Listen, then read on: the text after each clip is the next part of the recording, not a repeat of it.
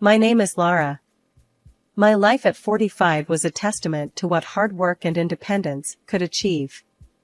Over $10,000 a month wasn't just a number, it was my declaration of success in a high-stakes game. Back when I was knee-deep in the MLM hustle, making a name and some solid cash for myself, Tom came into the picture. He was all charm and smarts, totally taken with the way I managed my business with a kind of independence that seemed to draw him in like a moth to a flame. He started showing up more, offering to help out with business stuff, or just to grab a coffee. I wasn't looking for anything serious, mind you. I liked my freedom, liked making my own rules and breaking them if I felt like it. But Tom, he had a way about him, a persistence that wasn't pushy but kind of endearing. "You're not like most folks I meet in this gig," I told him once, over coffee. "Most guys run for the hills when they hear network marketing." Tom chuckled, taking a sip of his coffee. "Maybe I like the view from the hills. Gives me a chance to see who's climbing up to meet me." It was this blend of humor and sincerity that drew me to him. Our meetings became more frequent, and Tom's interest in my world grew. He asked questions, real ones that made me explain my business in ways I hadn't even considered. It was refreshing, invigorating, and, dare I say, flirtatious. We'd sit and chat about everything under the sun, and it wasn't long before he started talking about his mom. Now, I've always been close to my own folks, so hearing him speak so respectfully about his mother caught my attention. It wasn't just talk, you could tell he meant every word, held her in high regard. And that, I could respect. "Yeah, my mom's the real deal," he'd say with a kind of pride that lit up his face. "She's been through a lot, you know? Raised me all on her own. She's my rock." Hearing that stirred something in me. I've seen my own parents stick out the tough times, their love and respect for each other a constant through it all. I guess that's what got me seeing Tom in a new light. So, when he asked me to marry him, it wasn't the grand gesture or the promise of a life of ease that got me to say yes. It was the simple, honest love he had for his family. I thought, anyone who holds his family in such high regard, who talks about his mom with that much admiration, he's got to be a good man at heart. We got hitched, and those first few months were something out of a dream. Laughs, late-night talks about where we wanted our little empire to go, weekend getaways, just because we could. I was happy, genuinely happy, thinking I'd found someone who got me, who respected my hustle and had my back. After the initial bliss of our unconventional meeting and the whirlwind romance that followed, settling into married life with Tom brought its own set of challenges. One thing that started to stick out was Tom's relationship with his mother, Carol. It wasn't just close, it was suffocatingly tight. They were on the phone multiple times a day, and our weekends were monopolized by visits to her place. It started to gnaw at me, the extent of his attachment and the expectations it placed on us, especially me. One Saturday morning, as we were gearing up for yet another weekend at Carol's, I couldn't hold my tongue any longer. "Tom, do we have to spend every weekend doing chores at your mom's? I mean, doesn't she have anyone else to help out?" Tom looked at me like I'd just suggested we moon the neighbors. "Lara, she's old, and it's just us. Who else is gonna do it?" I sighed, frustration bubbling. "But, it's every weekend. Don't you think it's a bit much? I've got stuff I'd like to do too, you know?" His brow furrowed, and he crossed his arms, a clear sign he was digging in. "Look, Lara, she's my mom. She's always been there for me, and now it's my turn. I thought you'd understand that." The conversation was going nowhere, a stalemate between his unwavering loyalty to his mother and my growing resentment towards the situation. It was a red flag, flapping furiously in the wind of our relationship, but I chose to ignore it, convincing myself it was just a phase. As weeks turned into months, the red flags multiplied. Tom's sarcasm about my work began to surface more frequently. It was subtle at first, almost playful, but there was an undercurrent of disdain that I couldn't overlook. One evening, after a long day of video calls and client follow-ups, I settled next to Tom on the couch, laptop still warm from use. Phew, nailed another big client today. This could be a game changer for us, I said, trying to share my excitement. Tom, eyes glued to the TV, grunted in response. Oh, yeah, that's great. But don't you think it's time you considered a real job? You know, one that doesn't have you glued to that screen all day? I bristled, my enthusiasm cooling into annoyance. A real job?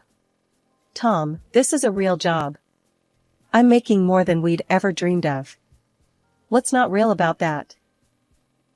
He shrugged, not meeting my eyes. I dunno, Lara. It's just, all this network marketing stuff seems a bit dodgy, doesn't it? The word stung, a slap to everything I'd worked so hard to achieve. Dodgy? You know what, Tom? Maybe you should spend a day in my shoes, before you start judging. The conversation ended there, but the tension lingered, a thick fog between us that didn't dissipate. Tom's inability to value my career, coupled with his abnormal attachment to his mother, left me feeling isolated in my own marriage. The red flags were no longer just flapping in the wind, they were blaring sirens, warning me of the storm ahead. Yet, I pressed on, hoping for a change, clinging to the memories of our early days. But as time passed, it became increasingly clear that Tom's loyalty was split in a way that left little room for us, for me. The endless weekends at Carol's, my mother-in-law's place, had turned from a mild inconvenience into a full-blown chore. Every visit was the same routine: sit at the dining table, nod along to Carol's lectures on housekeeping and the importance of saving every penny, and watch Tom hang on to every word she said as gospel. It was like stepping back in time, and I was wearing thin. One such afternoon, as Carol went on about the virtues of homemade meals over eating out, Tom chimed in, his voice laced with that now familiar sarcasm. Yeah, Lara, maybe you should take a page out of Mom's book. All that time on your computer, and what do you have to show for it? A strange business that no one understands. I felt my cheeks burn, a mix of anger and embarrassment. Tom, we've been over this. My strange business is paying our bills, and then some. I'm working, not playing around on the internet. He scoffed, shooting a look at Carol, who wore a smug expression. A real job doesn't have you stuck at home all day. It's about getting out there, dealing with real people, not just numbers on a screen. The jab stung, more so because it was made in front of Carol, who nodded in agreement as if she had any say in our finances. I bit back the retort on the tip of my tongue, realizing it was futile. Tom was echoing his mother's outdated views, and there was no winning against a united front. Feeling isolated and misunderstood, I decided to seek refuge with my parents. They were old school in their own way, but they understood the value of hard work, regardless of the form it took. Their reaction to Tom's criticisms was a mix of anger and disappointment. Lara, it's clear he's jealous, my dad said, his brow furrowed in concern. Envious because you're succeeding without having to trudge to some office every day. Don't let his insecurities drag you down. My mom nodded, her hand squeezing mine. You're doing amazing, sweetheart. Tom needs to see that. He's supposed to support you, not tear you down. Their words were a balm to my frayed nerves, and with a renewed sense of resolve, I returned home, hoping to clear the air with Tom. But what awaited me was far from the reconciliation I'd hoped for. Tom was livid, pacing the living room like a caged animal. So, you ran to your parents to complain about me? About us? He accused, not even bothering to greet me. I was taken aback by the intensity of his anger. Tom, I needed some perspective. They're my parents. Who else am I supposed to talk to? His laugh was harsh, void of any humor. Perspective? Or you wanted them to take your side, tell you how wrong I am? They're poisoning you against me, Lara. That's not true, and you know it, I countered, my own anger rising.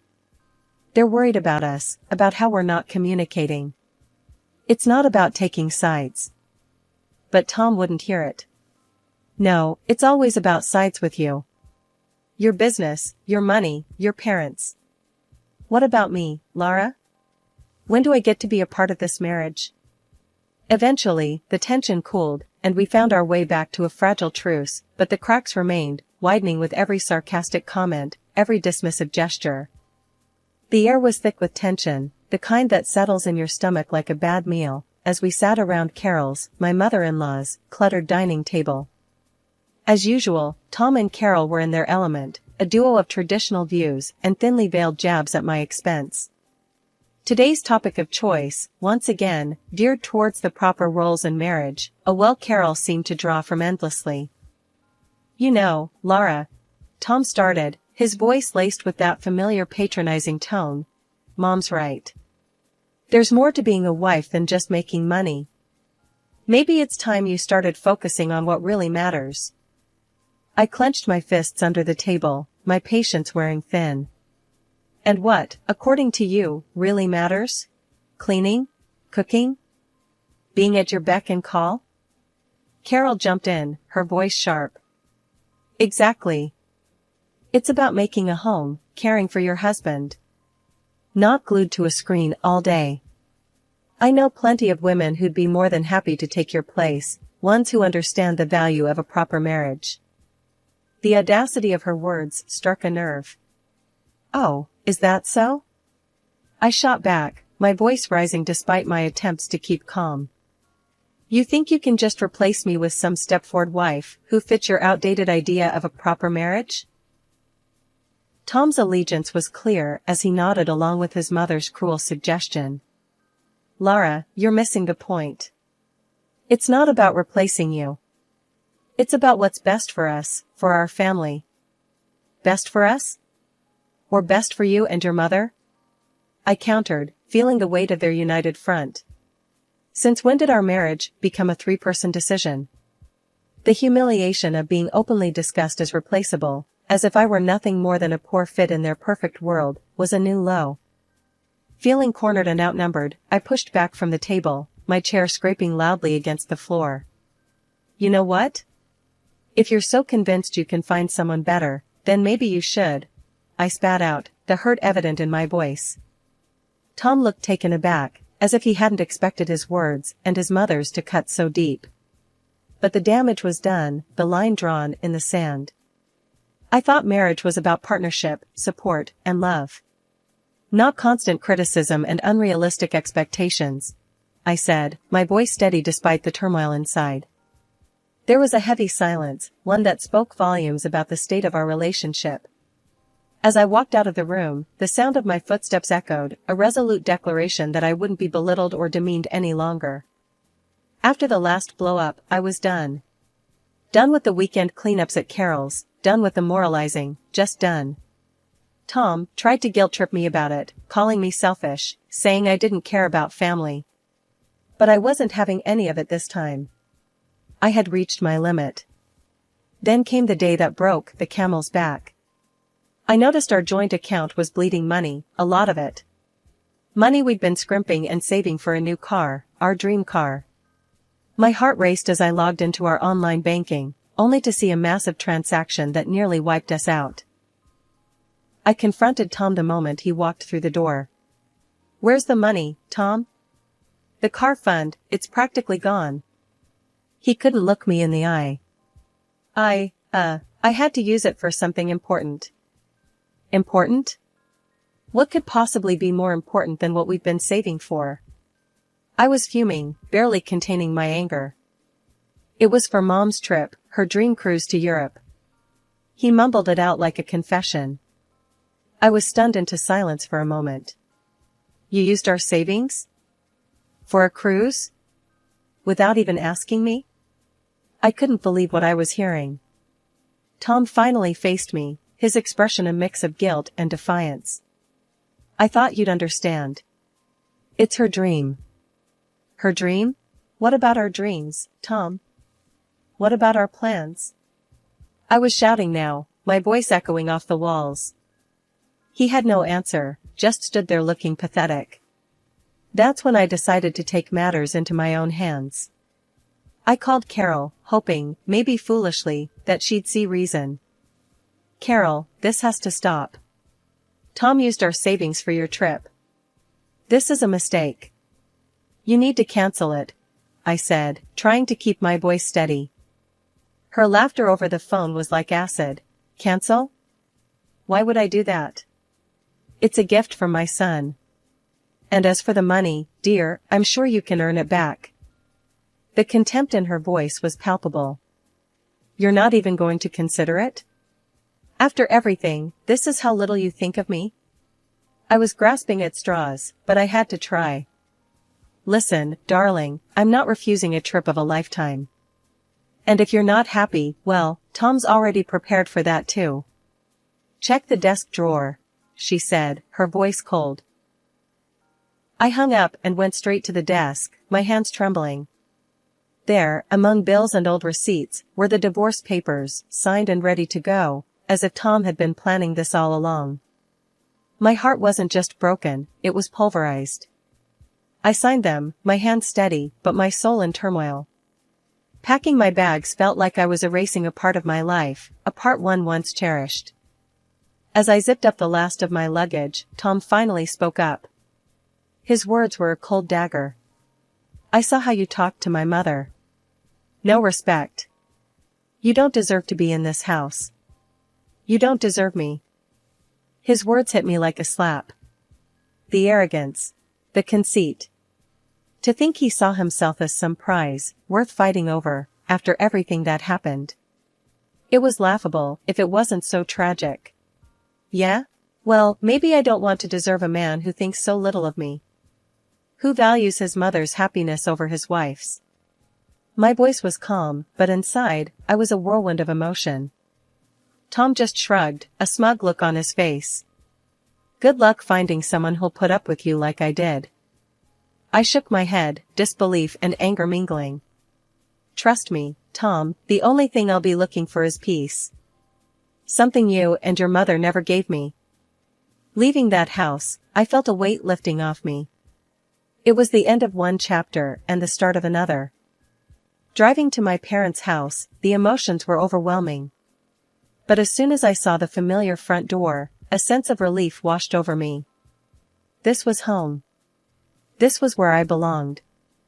My parents were shocked at first, but their support was unwavering. You're back now, and that's all that matters, my dad said, his voice firm and comforting. Mom was more fiery. Let him live with his mother if he loves her so much. You'll find peace now, without their constant badgering. And she was right. I threw myself into my work, my independence blossoming in the absence of Tom's and Carol's criticism. Saving money became easier without the drain of their demands. Slowly, I started to build a life for myself, one where I was in control, where my achievements were celebrated, not belittled. Living with my parents again, I rediscovered what support and love felt like. It wasn't long before I was able to move into my own place, a small but cozy house that was all mine. No Carol to judge me, no Tom to disappoint me. Just me, my work, and the peace I had longed for. Reflecting on everything that happened, I realized Tom was no prize. The real prize was finding myself again, rebuilding my life on my terms. I found strength I never knew I had, and a sense of peace that was priceless. Months had passed since I left Tom and his overbearing mother behind, settling into a rhythm of work, savings, and peace that had long eluded me. My new life was a quiet one, filled with small joys and achievements that were entirely my own. Then, out of the blue, my phone rang with a number I hadn't seen in a while. It was Carol. Hello? My voice was cautious, the old feelings of tension instantly creeping back.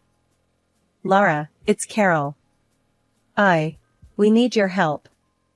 Her voice was shaky, a far cry from the confident, often haughty tone I was used to. I was taken aback. My help? Why would you call me after everything? It's Tom, she said, and I could hear the strain in her voice. He's sick, Lara. Very sick. Lung cancer. The news hit me harder than I expected. Despite everything, I felt a pang of concern. I'm sorry to hear that, Carol. But why are you telling me this? Because he needs you, Lara. He needs your support, your forgiveness. We need the money for his treatment. You were always the one who managed to pull things together, she pleaded. I was stunned into silence for a moment.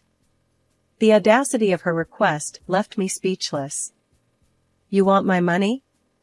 After you practically pushed me out of your lives? Carol's voice hardened. You can hold on to your grudges, Lara, but this is life and death. You were his wife. Doesn't that mean anything to you? The old Carol was back, it seemed. Being his wife didn't seem to mean much when you two were scheming behind my back, I retorted, my initial shock turning into indignation. Lara, please. I wouldn't be calling if there was any other way. Think of the good times, of what you had with Tom. She tried to soften her tone, playing on my emotions. Good times? Carol, you made sure there were as few of those as possible. You and Tom made your bed. Now, you get to lie in it, I said, the years of frustration and hurt fueling my words. There was a pause, and then Carol's voice came through, colder and sharper than before. Fine. If that's how you want to play it. But remember, you're turning your back on Tom in his time of need. Not me. The call ended, and I sat there, phone in hand, a tumult of emotion swirling within me. Anger, guilt, sadness, a cocktail of feelings for a man who had chosen his mother over our life together, and for a woman who saw me as nothing more than a bank. In that moment, I realized the true extent of my freedom. I was no longer bound by their expectations, their demands, or their crises. My life was my own, built on my efforts, my sacrifices. The call, unexpected as it was, served as a stark reminder of the life I had left behind, a life filled with manipulation and emotional blackmail. As I put the phone down, a sense of resolve settled over me. My departure from Tom and Carol's lives was not just a physical one, it was an emotional and financial break too. I had moved on, building something that was entirely mine, free from their shadows. I started diving into investments, reading up every book and article I could get my hands on, and slowly, I began to see the fruits of my labor. My world became numbers and trends, a far cry from the emotional turmoil I left behind. Word got around, as it always does, about Tom's worsening condition and how Carol was barely managing. They'd blown through whatever savings they had, living a life far removed from the comfort they once knew. And Carol, ever the martyr in her own story, made sure everyone knew how I abandoned them in their time of need, painting me as the heartless ex-wife. I heard these rumors from Jenna one afternoon over coffee. She hesitated before telling me, probably expecting me to react. But the truth was, I felt nothing but a distant pity for them. Can you believe it, Lara? Carol's out there telling anyone who'll listen about how you left them high and dry, Jenna said, her voice tinged with disbelief. I shrugged, taking a sip of my coffee. Let her talk, Jenna. Her words don't touch me anymore. I've moved on, and I'm investing in my future, something they never thought to do. Jenna looked at me, a mix of surprise and admiration in her eyes. You're really over it, aren't you? I mean, completely. I nodded, a smile playing on my lips. Completely. My life's taken a turn for the better since I stopped letting them define my worth. I'm making smart investments, learning more every day. Their opinions, their struggles, they're just echoes of a life I left behind. It was liberating, this feeling of complete detachment from the chaos that once consumed me. The rumors, the pitying glances, they meant nothing now. I was building something lasting, investing in myself and my future. The contrast between my growing stability and their dwindling fortunes was stark, but it was the result of choices we each made. As I continued to expand my knowledge and portfolio, the satisfaction of seeing my investments grow was unmatched. I was proving to myself, more than anyone else, that I could thrive on my own terms. The independence and financial security I was building were my true vindication, far removed from the petty squabbles and desperate gossip of Carol's making. One evening, as I reviewed my investment portfolio, the growth and progress reflected in those numbers filled me with a sense of pride. This was real, tangible proof of my resilience and foresight. The rumors, Carol's bitterness, Tom's struggles, they were just background noise to the symphony of my new life. In this quiet moment of reflection, I realized the true extent of my transformation.